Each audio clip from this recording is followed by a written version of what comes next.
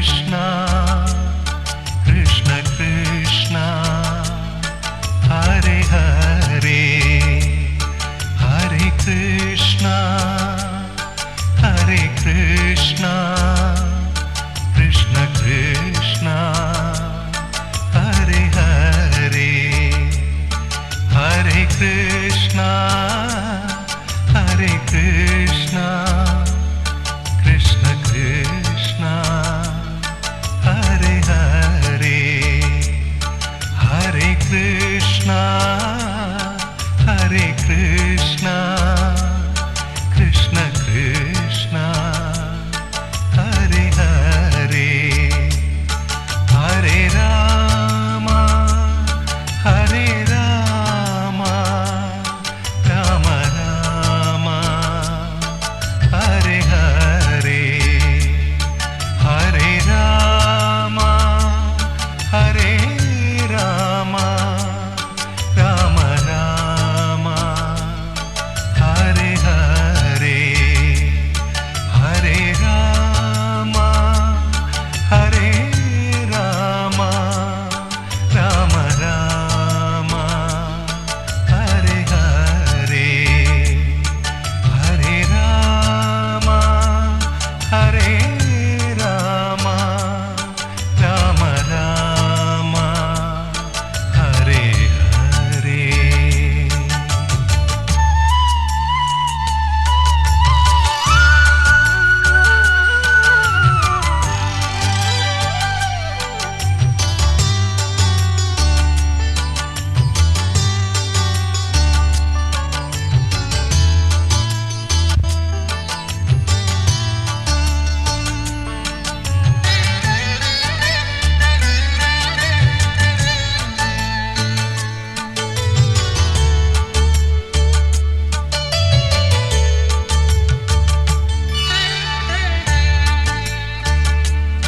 Hare Krishna, Hare Krishna, Krishna Krishna, Hare Hare, Hare Krishna, Hare Krishna, Krishna Krishna, Hare Hare, Hare Krishna, Hare Krishna, Krishna Krishna, Hare Hare, Hare Krishna, Hare Krishna, Krishna Krishna, Hare Hare, Hare Rama, Hare Rama, Rama Rama, Hare Hare, Hare Rama, Hare Rama, Rama Rama, Hare Hare, Hare Rama, Hare Rama, Rama Rama, Hare Hare, Hare Rama, Hare Rama, Rama Rama, Hare Hare.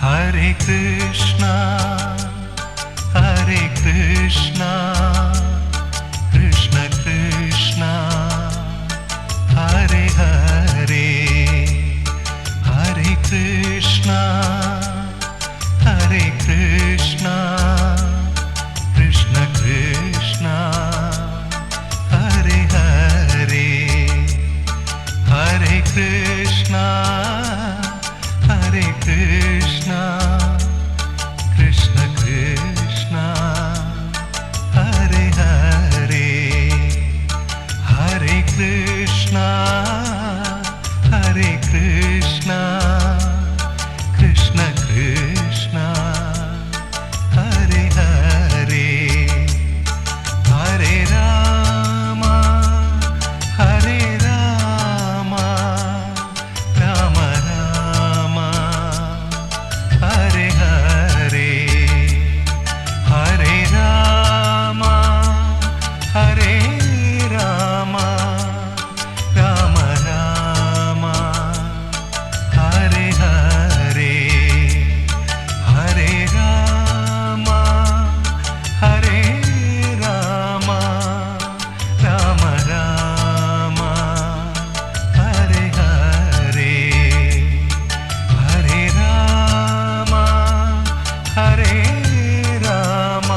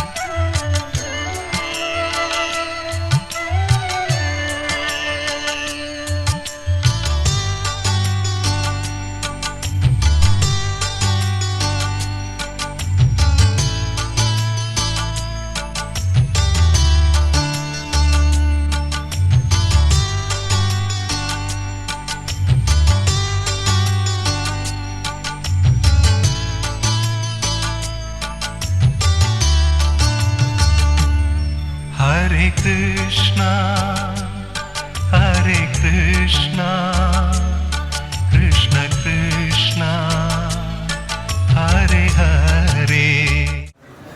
നിത്യോത്സവോ ഭവേത്തേഷാം നിത്യശ്രീർനിത്യമംഗളം യേഷാം ഹൃദിസ്ഥോ ഭഗവാൻ മംഗളായതനം ഹരി യേഷാം ഹൃദിസ്ഥോ ഭഗവാൻ മംഗളായതനം ഹരി ഹരി ഹരി ഹരി. നമുക്ക് എല്ലാവരും കൂടി കൂട്ടായിട്ട് ഒരു തപോനുഷ്ഠാനം എന്ന നിലയ്ക്ക് ഓംകാരം ജപിക്കാം ഒരു തവണയെങ്കിലും. ഓ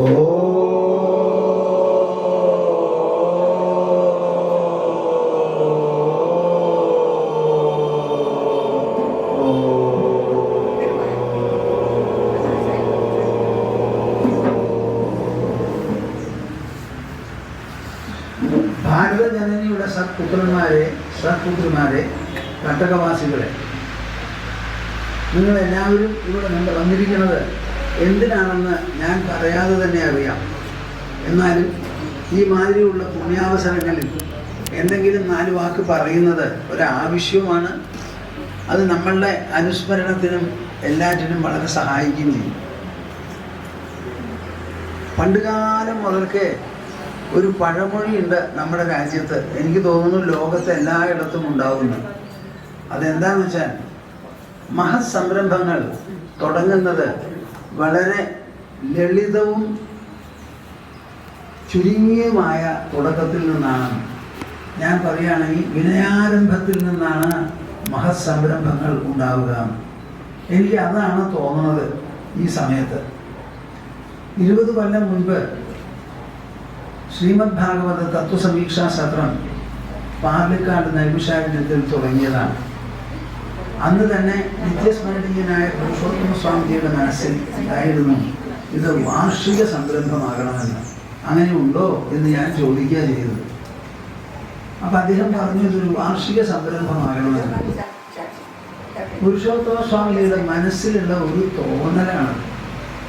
ആ തോന്നൽ ഞങ്ങൾ സഹയാത്രികന്മാരും ഒരുപോലെയുള്ള ശിഷ്യന്മാരുമാണ്. അമ്മയുടെ വയറ്റിൽ നിന്ന് ജനിച്ച കുട്ടികളുമാണ്. എന്നേക്കാൾ 15 വയസ്സ് പ്രായം കൂടും പുരുഷോത്തമ സ്വാമി. പക്ഷേ ഞങ്ങളുടെ സാഹോദര്യം അനുജന്മാർ സന്യസിച്ചപ്പോൾ ആ സാഹോദര്യത്തെ കൂടുതൽ ശക്തിപ്പെടുത്തുമാറ് പുരുഷോത്തമ സ്വാമി അദ്ദേഹത്തിൻ്റെ പൂർവാശ്രമത്തിൽ ധർമ്മപത്നി രണ്ടുപേരും സന്യാസമെടുക്കാൻ സ്വീകരിച്ചു. എൻ്റെ കുടുംബത്തിൽ നിന്ന് 5 പേരാണ് സന്യസിച്ചിരിക്കുന്നത്. അപ്പം അദ്ദേഹം എന്ത് പറഞ്ഞാലും ഞാനത് ഉടനെ അനുസരിച്ച് അതിന് വേണ്ട കാര്യങ്ങൾ ചെയ്യുകയായിരുന്നു എൻ്റെ പതിവ്. അപ്പം അദ്ദേഹം ഇതൊരു വാർഷിക സംരംഭമാവണം എന്ന് പറഞ്ഞപ്പോൾ എൻ്റെ സംസാരത്തിലും ചിന്തയിലും എല്ലാം തന്നെ അങ്ങനെ തന്നെ ആയിക്കോട്ടെ എന്നുള്ളൊരു വിചാരമുണ്ടായി. അപ്പം ആദ്യത്തെ കൊല്ലം ആ സംരംഭം നടത്താൻ എളുപ്പമൊന്നും ആയിരുന്നില്ല. ഒരു ഗ്രാമപ്രദേശത്തിലാണ് നടത്തുന്നത്. ബഹുസഹസ്രം ജനങ്ങൾ അവിടെ സമ്മേളിക്കും. ഒന്നാമത് അതിനൊരു സ്ഥലം കണ്ടെത്തണം. രണ്ടാമത് ഈ സംഭവം സാക്ഷാത്കരിക്കപ്പെടണം.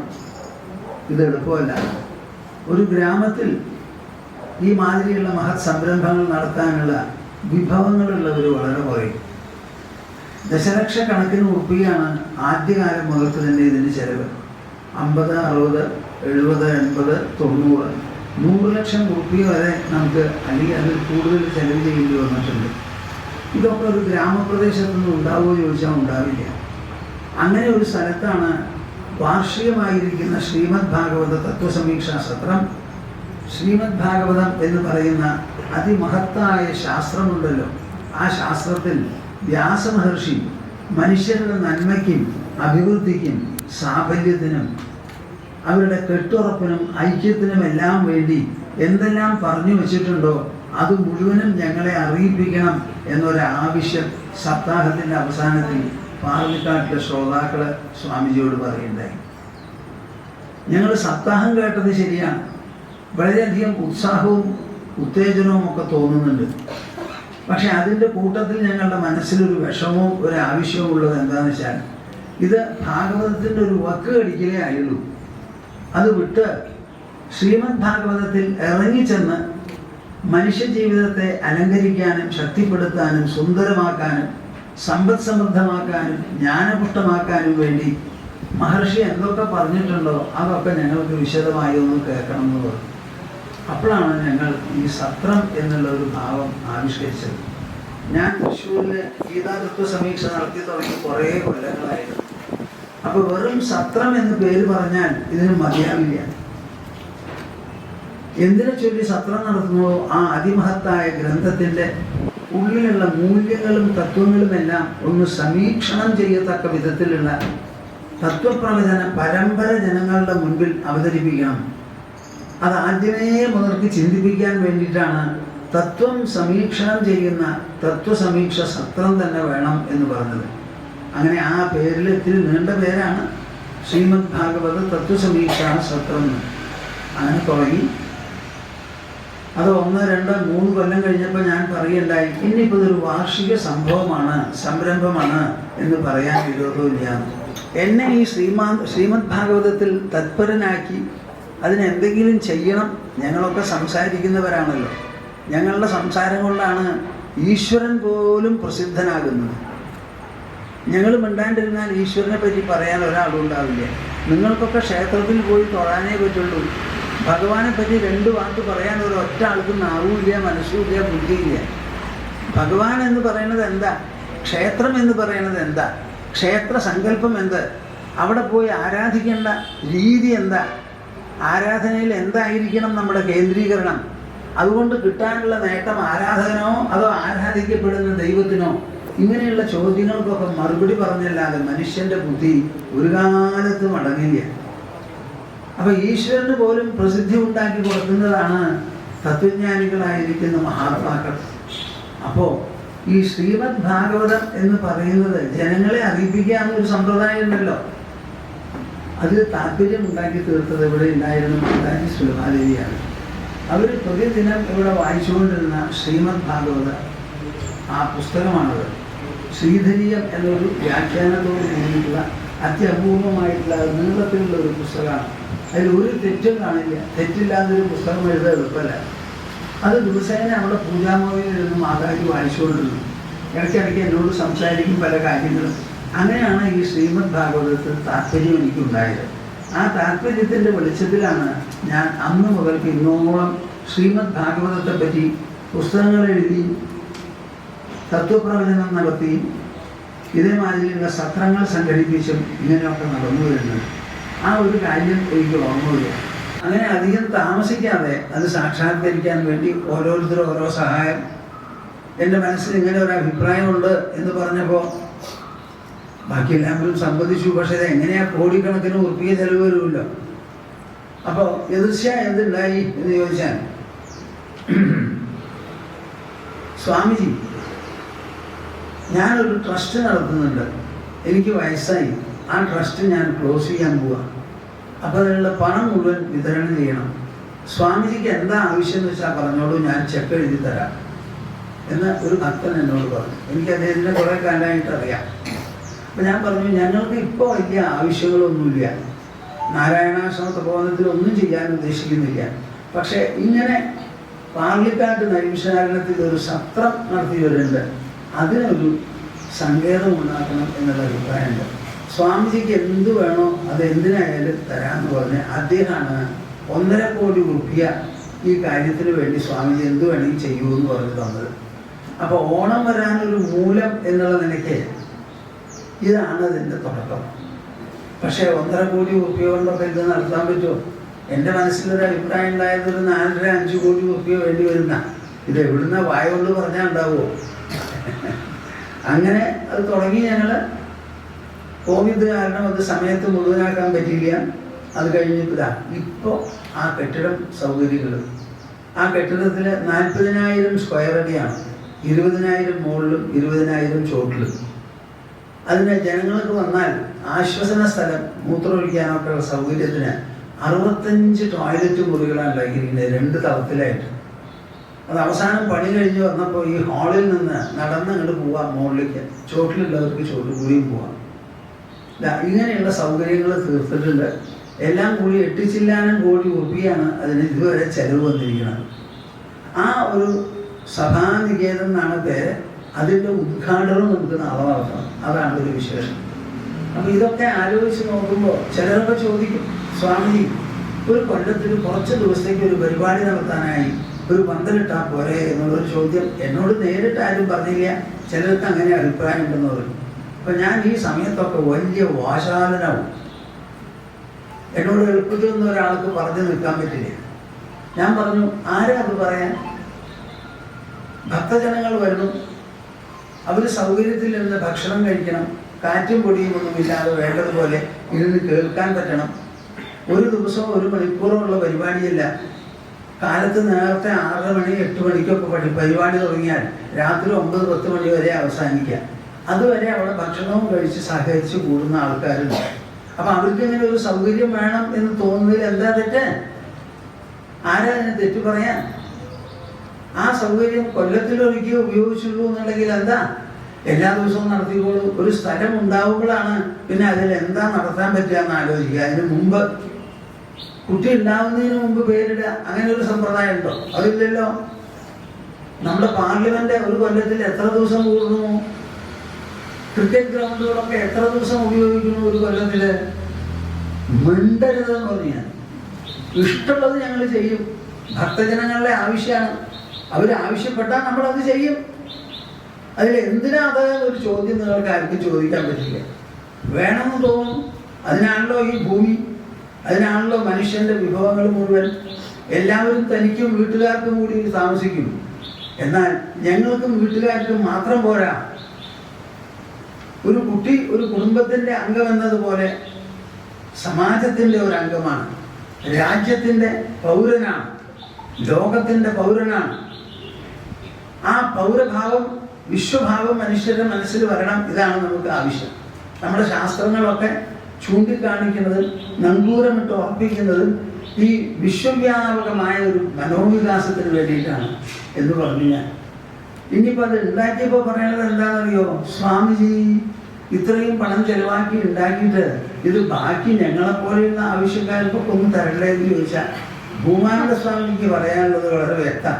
അവിടെ അധ്യാത്മവും ഭക്തിപരവുമായിട്ടുള്ള കാര്യങ്ങൾ മാത്രമേ നടക്കാവൂ.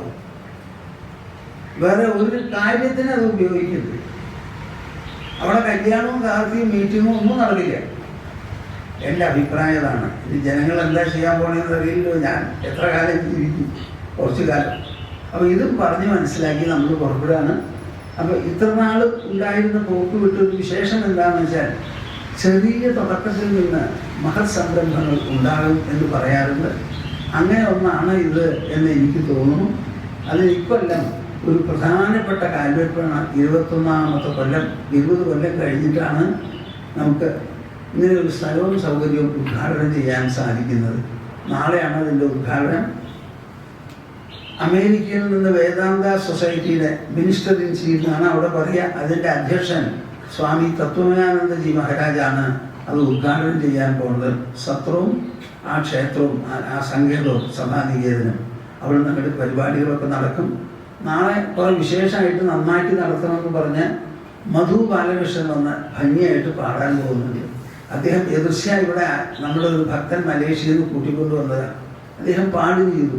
കേട്ടപ്പോൾ 23-ാം തീയതി ഡിസംബറിന് ഒഴിവുണ്ടാവുമോ, ഇങ്ങനെ ഒരു ആവശ്യമുണ്ട്. വരാനല്ലോ, എനിക്ക് വളരെ സന്തോഷമുള്ളൂ എന്ന് പറഞ്ഞു. അപ്പോൾ അദ്ദേഹം വന്ന് പാടുന്നുണ്ട്. മദ്രാസിൽ നിന്ന് 6 പേരടങ്ങുന്ന ഒരു ടീം ഹരേരാമ എന്ന് പറയുന്ന കരിസന്തരണോപനിഷത്തിലുള്ള മഹാമന്ത്രം, അത് 3 കോടി ജപിച്ചാൽ മനുഷ്യന് മോക്ഷം കിട്ടുന്നതാണ് പറയുക. ആ മന്ത്രം 18 രാഗത്തിൽ ജപിക്കാനായി ഒരു ടീം പ്രത്യേകിച്ച് വരുന്നുണ്ട്. വൈകുന്നേരം നാമസങ്കീർത്തന പരിക്രമമുണ്ടല്ലോ, അതിന് തൊട്ട മുൻപിലാണ് പറ്റിയ സമയം അവർക്ക് കൊടുത്തിരിക്കുന്നത്. ഇതെല്ലാമാണ് നാളത്തെ പ്രോഗ്രാം. നിങ്ങളെല്ലാവരും എത്രയും പേരവിടെ സന്നിഹിതരാണോ നാളെയെന്ന് ഭൂമാനന്ദ സ്വാമിയുടെ ഒരു താല്പര്യം. ഞാൻ എവിടത്തുകാരനാണെന്ന് ചോദിച്ചാൽ എന്താ മറുപടി? തങ്കപ്പൻ പറയും ഞാൻ എവിടത്തുകാരനാണ്. എന്താ മിണ്ടാത്തെ? അപ്പൊ പിന്നെ എനിക്ക് മറുപടി കിട്ടിക്കഴിഞ്ഞു. എന്നാ എനിക്ക് തോന്നുന്നത് അങ്ങനെയല്ല. ഞാൻ പാർലിക്കാട്ടുകാരനുമാണ്, വെങ്ങണിശ്ശേരിക്കാരനുമാണ്. ഇപ്പൊ കൂടുതലും എൻ്റെ മനസ്സിൽ വെങ്ങണിശ്ശേരിയും പാർലം പഞ്ചായത്തുമാണ്. പാർലിക്കാട് വടക്കാഞ്ചേരി മുനിസിപ്പാലിറ്റിയും എൻ്റെ മനസ്സിലില്ല. അപ്പൊ ഞാനാണ് പറയുന്നത്. നിങ്ങളുടെ ആള്, നിങ്ങളുടെ മനസ്സാക്ഷിയുടെ പ്രതിനിധി എന്നുള്ള നിലയ്ക്ക് പറയാണ്. നിങ്ങളെല്ലാവരും എൻ്റെ അഭിപ്രായത്തിൽ ഒരു 250 പേരെങ്കിലും അവിടെ എത്തണം. 9 മണിക്കാണ് നമ്മുടെ പരിപാടികൾ തുടങ്ങുക. അപ്പോൾ എല്ലാവരും വരണം. അതിന് എന്തെല്ലാം സൗകര്യങ്ങൾ എന്തെങ്കിലും ഞങ്ങൾ ചെയ്യാനുണ്ടെങ്കിൽ അത് പറയുക. നിങ്ങളെല്ലാവരും ഒന്നു ചേരുക. നമുക്കിത് അതിൻ്റെ നാന്ദിയായിട്ട് തുടങ്ങാം. ഈ ചെറിയൊരു തുടക്കം നിങ്ങളുടെ എല്ലാവരുടെയും മനസ്സിലുണ്ടാവണം. ഈ ശ്രീമദ് ഭാഗവത തത്വസമീക്ഷാ സത്രം പാർലിക്കാട് നൈമിഷാരണ്യം ഇവരെടുത്ത് അവിടെ നടന്നു വരുന്നുണ്ടെങ്കിൽ അതിൻ്റെ പിന്നിൽ പ്രധാനമായി ഒരു തപോനുഷ്ഠാനമാണ് മാതാജി സുലഭാദേവിയുടെ ഉള്ളത്. ആ തപോനുഷ്ഠാനത്തിൻ്റെ മുകളിലാണ് അവരാണ് ഈ ആശ്രമത്തിന് തർക്കം കിട്ടത്. ഇവിടെയാണ് ഇട്ടതകല്ല, അവിടെ എന്ന് പറയുന്ന ഒരു ഇത്തിരി ഇങ്ങനെ നീങ്ങിയിട്ടുണ്ടാവും. അപ്പോൾ ആ ഒരു കൂറും കടപ്പാടും എല്ലാം നമ്മുടെ മനസ്സിലുണ്ടാവണം. വെങ്ങണിശ്ശേരിക്കും പാർലം പഞ്ചായത്തിനും ഈ പാർലിക്കാട്ട് നൈമിഷാരണ്യത്തിൽ നടക്കാൻ പോകുന്ന സംഭവത്തിനോട് വലിയ ഒരു ആധ്യാത്മികമായിരിക്കുന്ന കടപ്പാടും ബന്ധവുമുണ്ടെന്നാണ് എനിക്ക് തോന്നുന്നത്. ഹരേ രാമ രാമ രാമ ഹരേ ഹരേ, ഹരേ കൃഷ്ണ കൃഷ്ണ കൃഷ്ണ ഹരേ ഹരേ, ഹരേ കൃഷ്ണ കൃഷ്ണ കൃഷ്ണ ഹരേ ഹരേ.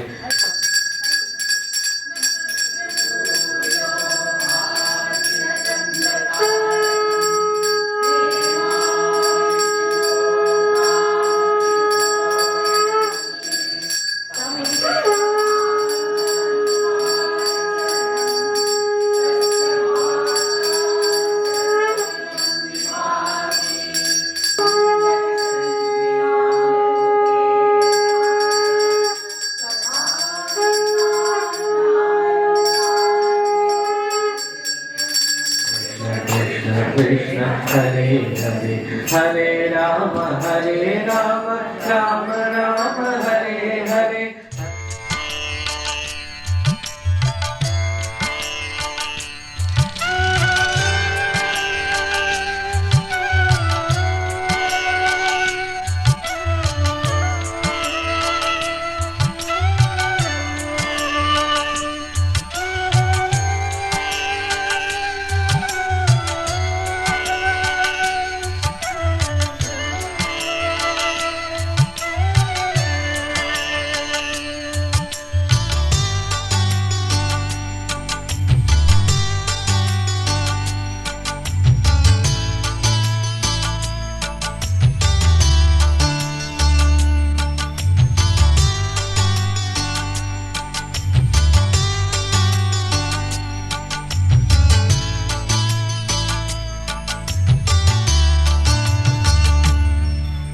Hare Krishna, Hare Krishna, Krishna Krishna, Hare Hare, Hare Krishna, Hare Krishna, Krishna Krishna, Hare Hare, Hare Krishna, Hare Krishna, Krishna Krishna, Hare Hare, Hare Krishna, Hare Krishna, Krishna Krishna, Hare Hare, Hare Rama, Hare Rama, Rama Rama, Hare Hare, Hare Rama, Hare Rama, Rama Rama, Hare Hare, Hare Rama, Hare Rama, Rama Rama, Hare Hare, Hare Rama, Hare Rama, Rama Rama, Hare Hare.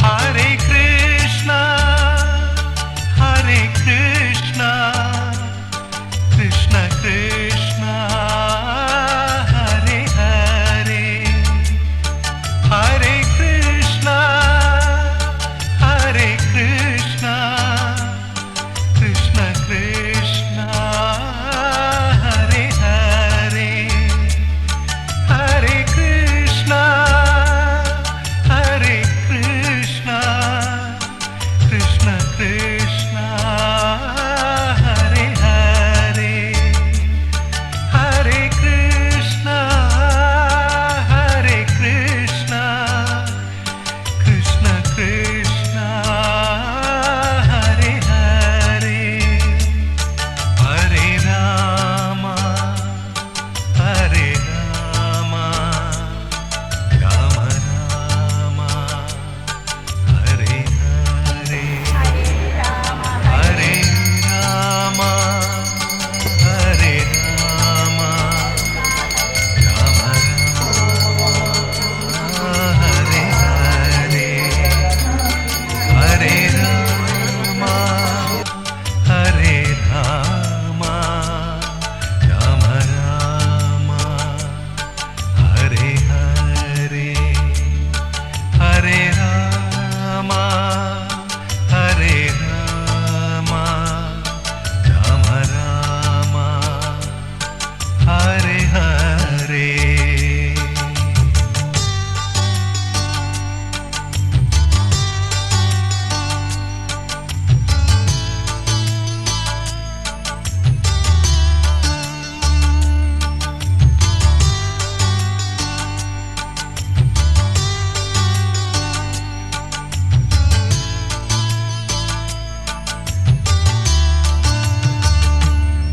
Hare Krishna, Hare Krishna,